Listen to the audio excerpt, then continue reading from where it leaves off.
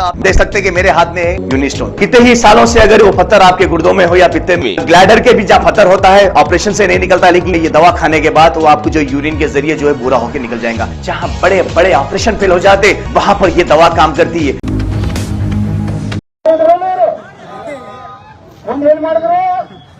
ರಾತ್ರಿ ರಾತ್ರಿ ಕಚ್ಚ ಮೋದಿಗ ತಗೊಂಡ್ರಿಲ್ಲ ಅವರು. ಎಷ್ಟು ನೀಚು ಬುದ್ಧಿ ಅದಂದ್ರೆ ಕಾಂಗ್ರೆಸ್ನವ್ರದು. ಮೋದಿ ಲಸಿಕೈತಿ ತಗೊಂಡ್ರೆ ಲಕ್ಕವಾಗ್ತದೆ, ಗಂಡಸ್ತಾನ ಹೋಗ್ತದೆ ಹೇಳಿ ಈ ದೇಶದಲ್ಲಿ ಮಾರಣ ಹೋಮ ಆಗಲಿ, ಮೋದಿಯವರ ಹೆಸರು ಕೇಳಲಿ, ಮೋದಿಯವರೇ ನಮ್ನೆಲ್ಲ ಕೊಲೆ ಮಾಡಿದ್ರು ಅಂತ ಒಂದು ಕೆಟ್ಟ ಸಂದೇಶ ಹೋಗಿ ನಮ್ಮ ಸರ್ಕಾರ ಬರಲಿ ಅಂತ ಹೇಳಿ ಈ ರೀತಿ ಜನರಲ್ಲಿ ಅಪಪ್ರಚಾರ ಮಾಡಿದ್ರು. ಇವತ್ತು ಜನಧನ ಯೋಜನೆ ನಿಮ್ಮ ಖಾತೆಗೆ ನೇರವಾಗಿ ಇವತ್ತು ರೈತರ ಅಕೌಂಟ್ಗೆ 6,000 ರೂಪಾಯಿ ಬಂದು ಮುಟ್ಲಕತ್ತಾವಿಲ್ಲ. ಇದೇ ರಾಜೀವ್ ಗಾಂಧಿ ಅವರು ಪ್ರಧಾನಮಂತ್ರಿ ಇದ್ದಾಗ ಏನ್ ಹೇಳಿದ್ರು, ದಿಲ್ಲಿಯಿಂದ 100 ರೂಪಾಯಿ ಹೊಟ್ರೆ ಬೆಂಗಳೂರು ಹೋದ್ರೆ ಪೈಪ್ಲೈನ್ ಸೋರ್ತದೆ, ಬೆಂಗಳೂರಿನಿಂದ ಬಿಜಾಪುರ ಸೋರ್ತದೆ, ಬಿಜಾಪುರದಿಂದ ಸಿಂಧಿಗೆ ಸೋರಿ ಇಲ್ಲಿ ಕಕ್ಕಳ ಮೇಲೆ ಹೋಗಿ ಮುಟ್ಟಬೇಕಾದ್ರೆ 10 ರೂಪಾಯಿ ಮಾಡ್ತಾರೆ. ಏನು ಮಾಡಬೇಕು ರಾಜೀವ್ ಗಾಂಧಿ ಅವರು? ಏನೂ ಮಾಡಲಿಲ್ಲ. ನಮ್ಮ ಪ್ರಧಾನಮಂತ್ರಿ ಇವತ್ತು ಮೊದಲು ನೀವು ನ್ಯಾಷನಲೈಸ್ ಬ್ಯಾಂಕಿನಾಗ ಹೋದ್ರ ನಿಮ್ಮ ಯಾರ್ದಾರು ಬಡವ್ರದ್ದು ಮಧ್ಯಮ ವರ್ಗ ಯಾರ್ದಾರು ಅಕೌಂಟ್ ಮಾಡ್ಕೊತಿದ್ರೇನು ಮೊದಲು?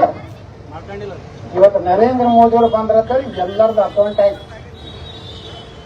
ಈ ದೇಶದ ಒಬ್ಬ ಅರ್ಥಮಂತ್ರಿ ಚಿದಂಬರಂ ರಾಜ್ಯಸಭೆಯಲ್ಲಿ ಹೇಳಿದ, ಡಿಜಿಟಲ್ ಇಂಡಿಯಾ ನಡೆದಿಲ್ಲ, ಭಾರತದ ಜನ ಅನಕ್ಷರಸ್ಥರಾದರೆ ಅವರಿಗೆ ಓದ್ಲಾಕ್ ಬರೋದಿಲ್ಲ, ಬರೀಲಾಕ್ ಬರೋದಿಲ್ಲ ಅಂತ ಹೇಳ್ತಾ ಇದ್ರು.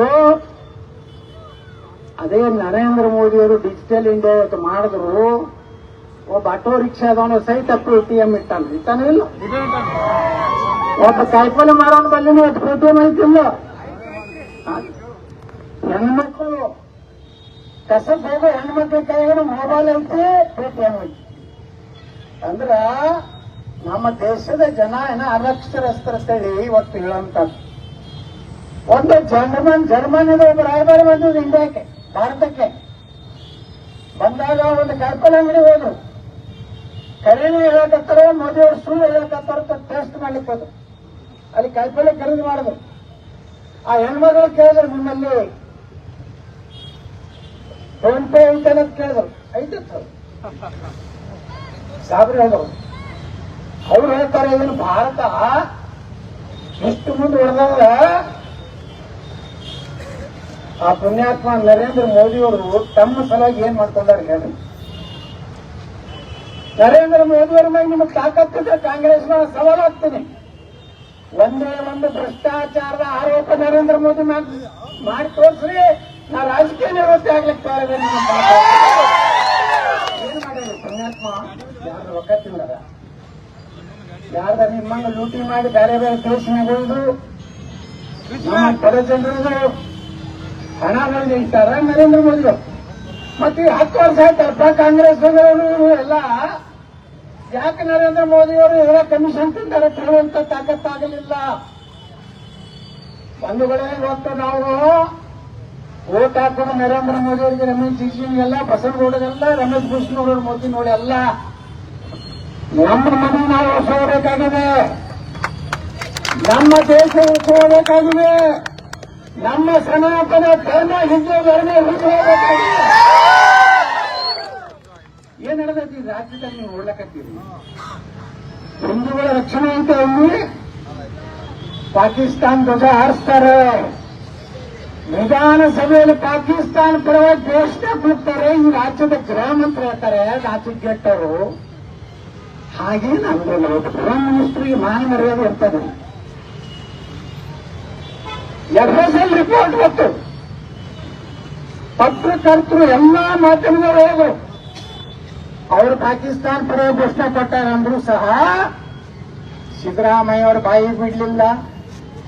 ಹೋಮ್ ಮಿನಿಸ್ಟರ್ ಬೇಜವಾಬ್ದಾರಿ, ಅವ್ರು ಎಷ್ಟು ಬೇಜವಾಬ್ದಾರಿ ಹೋಮ್ ಮಿನಿಸ್ಟರ್ ಅದಾರಂದ್ರೆ, ಅಲ್ಲಿ ಯಾವ ಉಡುಪಿ ಒಳಗೆ ನಮ್ಮ ಹಿಂದೂ ಹೆಣ್ಮಕ್ಳು ಹಾಸ್ಟೆಲ್ನಲ್ಲಿ ಅವರ ಬಾತ್ರೂಮ್ನಲ್ಲಿ ಹಿಡನ್ ಕ್ಯಾಮೆರಾ ಇತ್ತು, ಅವರ ನಗ್ನ ಚಿತ್ರಗಳನ್ನು ತೆಗೆದಂತ ಮುಸ್ಲಿಂ ಯುವಕರಿಗೆ ಅವ್ರು ಹೇಳ್ತಾರೆ, ಅವ್ರೇನೋ ಅದು ಜಾಸ್ತಿ ಮಾಡ್ಲಿಕ್ಕೆ ಜೋಕ್ ಮಾಡ್ಲಿಕ್ಕೆ ಮಾಡಿರ್ಬೋದು.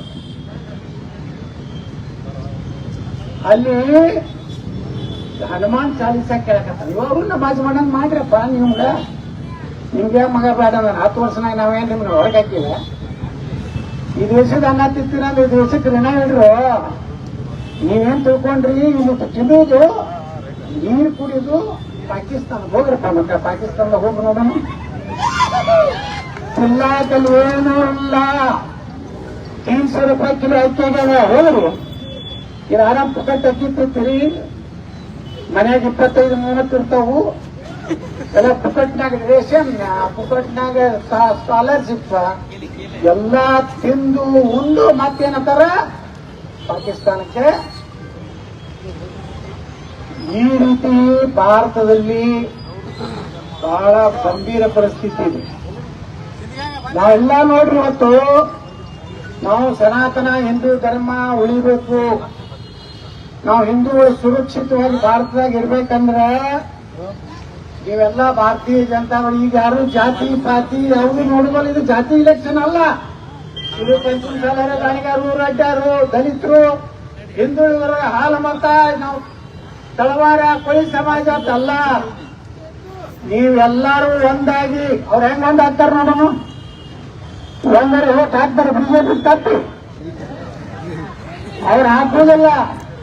ಅದಕ್ಕೆ ನಾ ಬಿಜಾಪುರನಾಗ ಹೇಳ್ತೀನಿ, ಮಕ್ಕಳನ್ನ ಓಟೋದಾರ ಬರ್ತಿದ್ದಲ್ಲ ನಾನು. ಅವ್ರು 1,20,000 ಅದಾರ, ನಮ್ಗೆ 1,60,000 ಅದಾರ. ನಾನೇ ಹಾಕ್ಸ್ಬೇಕು.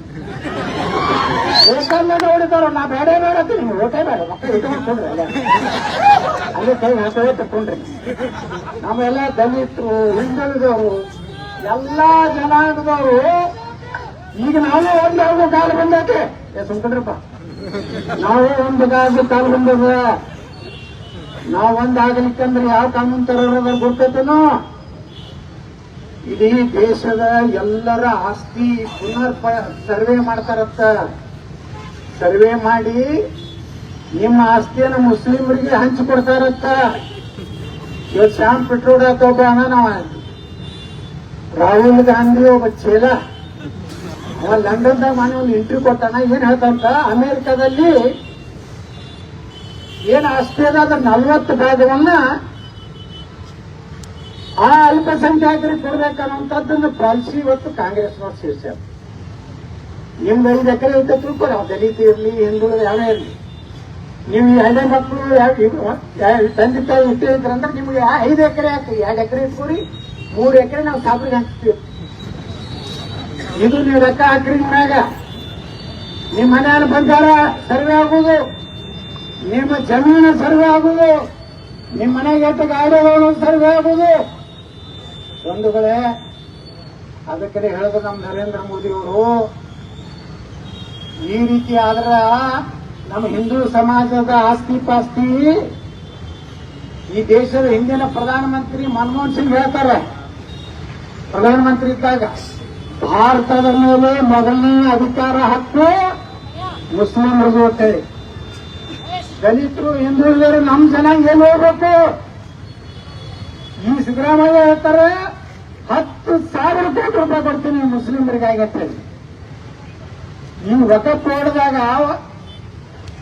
ಕರ್ನಾಟಕದಾಗ 56,000 ಎಕರೆ ಐತಿ. ಇವತ್ತು ಯಾವ ವಕಫ್ ಬೋರ್ಡ್ದಾಗ ನಿಮ್ಗೆ ನೋಟಿಸ್ ಕೊಟ್ಟಂದ್ರ, ನೀವು ನಮ್ಮ ವಕಫ್ ಬೋರ್ಡ್ ಆಸ್ತಿ ಅಂದ್ರ ನಿಮ್ಮನ್ನು ಸುಪ್ರೀಂ ಕೋರ್ಟಿಗೆ ಹೋಗಲಕ್ಕೆ ಬರೋದಿಲ್ಲ.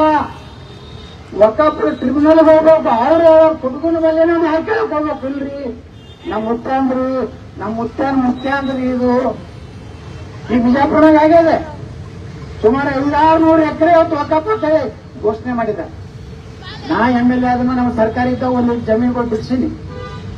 ಈಗ ಯಾವ್ದಾರೆ ನಿಮ್ಮ ಹೊಲದಾಗ ಒಂದು ಕಲ್ಲು ಇಟ್ಟು ಬಿಳಿ ಸುಣ್ಣ ಹಚ್ಚಿ ಒಂದು ಹಸಿರು ಜೆಂಡ ಹಾಕಿದ್ರಂದ್ರೆ ಮುಗಿತದು, ಒಂದು ವಕಫೆ.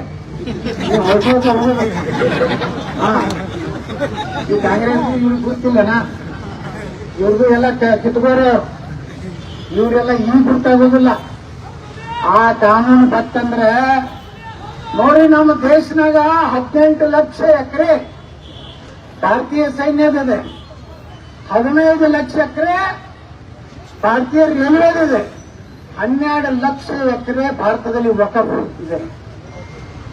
ಇಷ್ಟು ಆಸ್ತಿ ಅವರಿಗೆ ನಮ್ಮ ಯಾವ ಹಿಂದೂ ದೇವಸ್ಥಾನಗಳದ್ದು ಎಲ್ಲ ಟ್ಯಾಕ್ಸ್ ಅವರ ತಗೋತಾರೆ.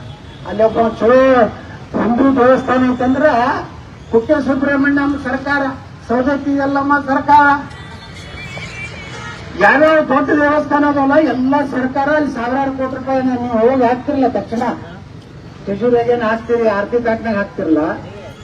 ಅವೆಲ್ಲ ಬೇರೆ ಸರ್ಕಾರಕ್ಕೆ ಹೋಗಿ ಅವ್ರೇನ್ ಮಾಡ್ತಾರ, ಮೊನ್ನೆ ಬಜೆಟ್ನಾಗ ಸಿದ್ದರಾಮಯ್ಯ ಘೋಷಣೆ ಮಾಡಿದ್ರು 3 ಕೋಟಿ ರೂಪಾಯಿ ವಕಫ್ ಆಸ್ತಿ ಕಂಪೌಂಡ್ ಕಟ್ತಾರೆ. ನಮ್ಮ ರಾಜ್ಯ ಇವ್ರು ದಿಲ್ಲಿಯಾಗ ಹೋಗಿ ಶಂಕ ಹೊಡಿತಾರೆ, ನಮ್ಮ ಕರ ನಮ್ಮ ಹಕ್ಕು. ನಾ ವಿಧಾನಸಭೆದಾಗ ಹೇಳಿದೆ, ಯಾರಪ್ಪಂದತ್ತ ನಮ್ಮ ಗುಡಿಗಳು ರೊಕ್ಕ ಕೊಡ್ತೀಯಪ್ಪ ನೀನು, ನನ್ನ ದೇವರು ನನ್ನ ಹಣ ನಾವು ಹಾಕೊಂಡು ನಾವೆಲ್ಲ ತಿಜುರೇಗ ಅವ್ರು ಹಾಕ್ತಾರೆ, ಸಾವಿರಾರು ಹಾಕ್ತಾರೆ ನಮ್ಮ ಗುಡಿಯಾಗ. ನನ್ನ ಹಣ ನನ್ನ ದೇವರು ನನ್ನ ಹಕ್ಕು ಹೇಳಿದೆ. ಮೊನ್ನೆ ವಿಧಾನಸಭೆದಾಗ ನಾ ಸಿದ್ದರಾಮಯ್ಯ ಅವರು ಕೇಳಿದ್ರೆ, ಏನು ಮಾಡೋದಿದ್ರೆ ನಿಮ್ಮ ಮನೆ ತಂದು ಹಾಕ್ರಪ್ಪ, 10,000 ಕೋಟಿ ಕೊಡ್ರಿ, 20,000 ಟ್ಯಾಕ್ಸ್ ತುಂಬೋರು ಯಾರು, ಇವೆಲ್ಲ ಟ್ಯಾಕ್ಸ್ ತುಂಬೋರು ಎಲ್ಲ ಅಂಗಡಿಗಳು ಏನದಾರಲ್ಲ ಇವ್ರು GST, CGST, ಇನ್ಕಮ್ ಟ್ಯಾಕ್ಸ್ ಇವೆಲ್ಲ ತುಂಬೋರು. ನೀವು ಅವರಿಗೆ ನಾವು ದೇಶ ವಿರೋಧಿ ಕೆಲಸ ಮಾಡೋರಿಗೆ ರೊಕ್ಕ ಕೊಡೋದು. ನಿಮ್ಗೊಂದು 2,000 ರೂಪಾಯಿ ಕೊಟ್ಟಾರ, ಅದು ನಮ್ಗ ಒಂದು ಗ್ಯಾರಂಟಿ ಕೊಟ್ಟಾರಿ, ಭಾಳ ಚಲೋ ಆಗಿರುತ್ತೆ. ನಿಮ್ಮ ಆಸ್ತಿ ಹೊಡಿತಾರೆ ಅಲ್ಲಿ ನಿಮ್ಗೆ ಗ್ಯಾರಂಟಿ. ದೇಶ ಹೋದ್ರೆ ನಮ್ಮ ಎಲ್ಲಿವರೆಗೆ ಹಿಂದೂ ಧರ್ಮ ಬಹುಸಂಖ್ಯಾಕ ಭಾರತದಾಗಿರ್ತದ ಅಲ್ಲಿ ತರ ಅಷ್ಟೇ ಇದು ಜಾತ್ಯತೀತ. ನಾಳೆ 50% ಅವ್ರು ಆದ್ರಂದ್ರ ನಿಮ್ ಮನೆಗೆ ಹಾಕ್ತು ಸುಂದ್ರಾಗಿಡೋದು. ನಾ ಇನ್ನ ರಾತ್ರಿ 9 ನಂತರ ನಾ ತಗೋತೀನಿ ಅವ್ರು. ಅದಕ್ಕೆ ಅವ್ರು ಏನಂತ ತುಂಬ್ಕೊಂಡ್ರಪ್ಪ ಭಾಷಣ ಮಾಡೋದು, ನೀವು ಕಾರ್ಬಾರ್ ಮಾಡ್ಬಾರ್ದು.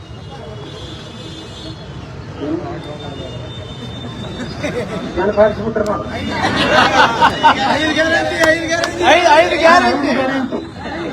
ಈ 5 ಗ್ಯಾರಂಟಿ ಸಲ ನಿಮ್ಮ ಮನೆತನ ಮಾಡ್ಕೊಳಕ್ ತಯಾರಿದ್ದೀರ? ಇಲ್ಲ ಇಲ್ಲ ಇಲ್ಲ ಇಲ್ಲ. ಹುಬ್ಳಿಯಾಗ ಏನಾಯ್ತಪ್ಪ ನೇಹ ಹಿರೇಮಠದ್ದು, ಏನಾಯ್ತು ನೇಹ ಹಿರೇಮಠದ್ದು? ಚಪ್ಪ ಹಿಡಿದಲ್ಲ, ಯಾವ್ದು ಚಪ್ಪ ಹಿಡಿಬೇಕು ಯಾವ್ದು ಹೊಡಿಬಾರ್ದು. ಆ ಹೆಣ್ಮಗಳ ಹುಡುಗಿ ನಾವು ಹೋಗಿದ್ದೆ ಅವ್ರ ಮನೆಗೆ. ಪಾಪ ಅವ್ರ ತಾಯಿ ಎಕ್ಸಾಮ್ ಮುಗಿದೈತಿ, MC ಎಕ್ಸಾಮ್ ಹೋಗಿದ್ದಳು. ಅವ್ರ ತಾಯಿ ಫೋನ್ ಮಾಡ್ತಾಳ ಹುಡುಗಿ, ಅವ ನಂದು ಎಕ್ಸಾಮ್ ಮುಗಿದೈತಿ ಕರಿಲಾಕ್ ಬಾತೆ. ತಾಯಿ ಹೋಗಿ ನಿಂತಿರ್ತಾಳ, ಒಂದ್ 20 ಫೂಟ್ ಮ್ಯಾಗ ಬಗಳ ಬರ್ತಿರ್ತಾಳ. ಅವೇನದಲ್ಲ ಆರಾಮ್ ಕಳ್ಸೋಳ ಮಗ ಯಾವ ಫಯಾಜ್ ಮಾಡೋರಿ, ಫಯಾಜ ಸಲೀಮ ಸಲ್ಮಾನೆ, ಯಾರು ಕಲಪ್ಪ ಮಲಪ್ಪ ಅಂತ ಹಲ್ಕ ಕೆಲಸ ಮಾಡೋದಿಲ್ಲ. ಆಕೆ ಲವ್ ಮಾಡಿಲ್ಲ ಅಂತ ಹೇಳಿ 9 ಕಡೆ ಚಾಕುಲಿ ಹಿಡಿತಾನೆ, ರಕ್ತ ಹಿಂಗ ಚುಮ್ತದ. ತಾಯಿ ಮುಂದ ತನ್ನ ಮಗಳ ಸಾಯುವುದು ಜೀವಂತವಾದಂತ ಪರಿಸ್ಥಿತಿ ದೇಶನಾಗ ನಿರ್ಮಾಣ ಆಗ. ಯಾವ ಕಾಂಗ್ರೆಸ್ ಕಾರ್ಪೊರೇಟರು ಬಿಜೆಪಿಯವರು ಉಳಿಕಿದವರು ಇದ್ರು ಬಿಡ್ರಿ, ಅವ್ರ ಪಾರ್ಟಿ ಕಾಂಗ್ರೆಸ್ ಕಾರ್ಪೊರೇಟರ್ ಇದ್ರೆ ಈ ರಾಜ್ಯದ ಮುಖ್ಯಮಂತ್ರಿ ಹೇಳ್ತಾರೆ, ಅವರ ವೈಯಕ್ತಿಕ. ನಮ್ಮ ರಾಜ್ಯದ ಶ್ರೀಮಂತ ಗೃಹ ಮಂತ್ರಿ ಹೇಳ್ತಾರ ಅವ್ರ ಲೋ ಅಫೇರ್ಸ್ ಇತ್ತು. ನಾವು ಗೊತ್ತಲ್ಲ ಪಂಚಮ್ ಸಾಲರಿ ಮೀಟಿಂಗ್ ಮಾಡಿ ಅಂತ ಸಿದ್ದಿಗಾಗ ಪಂಚಮ್ ಸಾಲರಿ ಎಲ್ಲ ನಿಮ್ದು ಏನ್ ನೈತಿಕತೆ ಇತ್ತು ಪಂಚಮ್ ಸಾಲರಿ ಓಟ್ ಬಿಡ್ಲಕ್ಕ. ಒಮ್ಮೆ ವಿಧಾನಸಭೆದಾಗ ಮಾತಾಡಿ ಈಗ ಶ್ರವಣ ಪಡ್ಲ ನೀವು ಎಲ್ಲರಿಗೂ ಏಕವಚನ ಮಾತಾಡ್ತಿದ್. ನೀ ಯಾರು ಜನರುಗಳು ಹಂಗೆ ಏಕವಚನ ಮಾತಾಡ್ತಿಲ್ಲ. ನೀನು ವ್ಯಾಪಾರ ಮನಗುಡಿ ಹಾಕಿ ಮನೆಗೆ ಬಂದಿತ್ತು ಸುಟ್ಕೇಸ್ ಹೋಗಿದ್ದು, ಮುದ್ದೆ ಬೆಳಕಿನ ತಿನ್ನೋದು ಅಲ್ಲಿ ಸುಟ್ಕೇಸ್ ಹೋಗಿದ್ದು. ಬಬಲೇಶ್ವರಕ್ಕೆ ಬಂದು ನಿಂದಿರ್ತೀನ ನಾನು ಎಂಬಿ ತರ ತರ್ತಾನೆ ಅವನು ಕೊಡ್ತಾನ. ನನಗೂ ಹೋದ್ಸಲ ಅಂದ್ರೆ 2018 ನಾನು ವಿಜಯಪುರ ನಗರಕ್ಕೆ ಸ್ಪತ್ತಿಗೆ ವಿಚಾರ ಮಾಡ್ತಾ ಇದ್ದೀನಿ. ನಾನ್ ಯಾರ್ಯಾರು ಹನುಮಾನ್ ತಗೊಂಡಿದ್ದೀರಿ ಅವ್ನು ಬಂದು ನಿಂತು ಏನ್ ಹೇಳ್ತಾನ ಸ್ವಾಮಿ ಬಂದು ಗೊತ್ತಾ, ಪಂಚಮ ಸಲ ಹೋಗ್ಬೇಕು ಅದು ಮಾತಾಡೋದನ್ನ. ರೈತರು 5 ಲಕ್ಷ ರೂಪಾಯಿ ಸಲುವಾಗಿ ಆತ್ಮಹತ್ಯೆ ಮಾಡ್ಕೋತಾರ. ಮಾಡ್ಕೋತೀರಿ ಅಂದ್ರೆ ಯಾರ್ರಿ? 5 ಲಕ್ಷ ರೈತರು ಮಾಡ್ಕೋತಾರ. 5 ಲಕ್ಷ ಅಲ್ಲಿಂದ ಬೆಳಗಾವಿಗೆ ಹೇಳ್ತಾರ ರೈತರು 2-3 ವರ್ಷಗಳಾದ್ಮೇಲೆ ಬರಗಾಲ ಬರಲಿ ಅಂತ ದೇವ್ರ ಮೇಲೆ ಪಡ್ಕೋತಾರ. ಪಡ್ಕೋತೀರಿ? ಬರಗಾಲ ಬರ್ಲತ್ತಲ್ಲಿ ಬರಗಾಲ ಬರ್ಲತ್ ಪಡ್ಕೋತೀರಿ? ಮುಂದೆ ನೀನೇನ್ ಹೇಳ್ಯಾನ ಗೊತ್ತಾನ? ಹುಬ್ಬಳ್ಳಿಯಿಂದ ಆಕಸ್ಮಿಕ ಘಟನೆ, ಆಕಸ್ಮಿಕ ಘಟನೆ. ನಿನ್ನ ಮಗಳಿಗೆ ಆಗಿದ್ರೆ ಏನಂತಿದ್ದಪ್ಪ? ಆಕಸ್ಮಿಕ ಘಟನೆ ಅಂತಿದ್ಯಾ? ನಿನ್ನ ಮನೆಗಂತೂ ರೋಜಾನ ಮಾಡ್ತೀವಿ, ನಮಾಜ್ ಹೋಗ್ತೀವಿ, ಅದು ಬೇರೆ. ನೀ ಆ ಕಡೆ ಹೋಗಿಬಿಟ್ಟು 75% ಸುಮ್ಮನೆ ಹಿಂದೂ ಹೆಸರು ಹಾಕ್ಯಾರ. ಇಂಥವ್ರು ಎಷ್ಟು ದುರಂಕಾರನಿಂದ ಯಾಕೆ ಮಾತಾಡ್ಲಕತ್ತ ಗೊತ್ತೈತೆ? ನಾವು ಜಾತಿ ಹಿಡಿದು ಓಟ್ ಹಾಕಿ ಇಂಥವ್ರನ್ನ ಆರಿಸ್ತೀವಲ್ಲ. ಹಾಗಾದ್ರೆ ನಾವು ಹಿಂದೂಗಳು ಈ ರಾಜ್ಯದಾಗ ಜೀವನ ಮಾಡ್ಲಿಕ್ಕೆ ಸಾಧ್ಯವೇ ಇಲ್ಲ. ಬಂಧುಗಳೇ, ನಾನು ಇಷ್ಟೇ ಹೇಳ್ತೀನಿ ಈ ಸಂದರ್ಭದಾಗ. 10 ವರ್ಷ ನರೇಂದ್ರ ಮೋದಿ ಅವ್ರು ಮಾಡಿದ ಬಗ್ಗೆ ಎಲ್ಲ ಪ್ರಿಂಟ್ ಟಿವಿ ಒಳಗೆ ಎಲ್ಲಗಳನ್ನು ನೋಡ್ರಿ. ಏನು ನಮ್ಮ ನರೇಂದ್ರ ಮೋದಿ ಅವ್ರು ಮಾಡ್ಯಾರ. ಸಂವಿಧಾನ ಚೇಂಜ್ ಮಾಡ್ತಾರೆ, ಬಿಜೆಪಿ ಅವರು ಬಂದ್ರೆ ಸಂವಿಧಾನ ಚೇಂಜ್ ಮಾಡ್ತಾರೆ ಹೇಳ್ತಾರೆ. 10 ವರ್ಷನಾಗ ಏನಾದ್ರು ಸಂವಿಧಾನ ಚೇಂಜ್ ಮಾಡಿ ಅನ್ಕೊ ನಮ್ದೇ ಮೆಜಾರಿಟಿ ಇತ್ತಲ್ಲ. ಯಾವ ಬಾಬಾ ಸಾಹೇಬ್ ಅಂಬೇಡ್ಕರ್ ಅವರು ಈ ದೇಶಕ್ಕೆ ಒಂದು ಪವಿತ್ರ ಸಂವಿಧಾನ ಕೊಟ್ಟಂತವ್ರೆ, ಅವರ ಅಂತ್ಯಕ್ರಿಯೆಗೆ ತುಂಬಿ ಒಂದು ಎಕರೆ ಜಮೀನು ಕೊಡಲಿಲ್ಲ. ಬಾಬಾ ಸಾಹೇಬ್ ಅಂಬೇಡ್ಕರ್ ಅವರು ಅವರ ಏನಲ್ಲಿ ಕೊನೆ ಉಸಿರುಗಳನ್ನು ತುಂಬಿ ಹೋದ್ರು ಅವ್ರ ಮನೆಯಾಗಿನ ಒಂದು ಕಾರ್ ಮಾರಿ ಅವ್ರದ್ದು ವಿಮಾನದಾಗ ತಗೊಂಡ್ಬಂದು ಮುಂದಾಗ ಚೌಟ್ರಾಕಿ ಒಳಗೆ ಅವ್ರ ಅಂತ್ಯಕ್ರಿಯೆ ಆಯ್ತು. ಕಾಂಗ್ರೆಸ್ನವರು ಅವರಿಗೆ ಜಾಗ ಇದೆ. ನೆಹರೂಗೆ 70 ಎಕರೆ, ಇಂದಿರಾ ಗಾಂಧಿಗೆ 39 ಎಕರೆ, ರಾಜೀವ್ ಗಾಂಧಿಗೆ 23 ಎಕರೆ. ಅವಾಗ ಇನ್ನೊಬ್ಬ ಇದ್ದಲ್ಲ ವಿಮಾನದಾಗ ಕೂತು ಸತ್ತಲ್ಲ ಸಂಜಯ್ ಗಾಂಧಿ, ಅವರಿಗೆ 18 ಎಕರೆ. ಈ ದೇಶಕ್ಕೆ ದಲಿತರಿಗೆ ಮಹಿಳೆಯರಿಗೆ ಸಮಾನ ಹಕ್ಕು ಕೊಟ್ಟಂತ ಆ ಪುಣ್ಯಾತ್ಮ ಬಾಬಾ ಸಾಹೇಬ್ ಅಂಬೇಡ್ಕರ್ ಅಂತ್ಯಕ್ರಿಯೆಗೆ ಜಾಗ ಕೊಡ್ಲಿಲ್ಲ.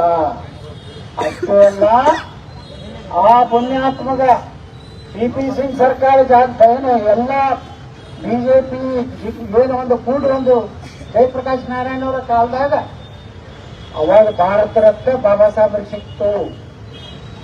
ಜವಾಹರ್ಲಾಲ್ ನೆಹರು ತಾನೇ जायकेदार पकवान का नाम बी ग्रैंड फैमिली रेस्टोरेंट, जहां मिलेंगे आपको हर तरह के वैरायटीज का खाना जो आपको उंगलियां चबाने पर कर देगा मजबूर। खाने के इस खजाने में आपके बर्थडे, कई तरह की पार्टियां और अपनों के साथ मिल बैठ के बिता सकते हैं खुशियों के पल। B grand family restaurant, central bus stand Bijapur.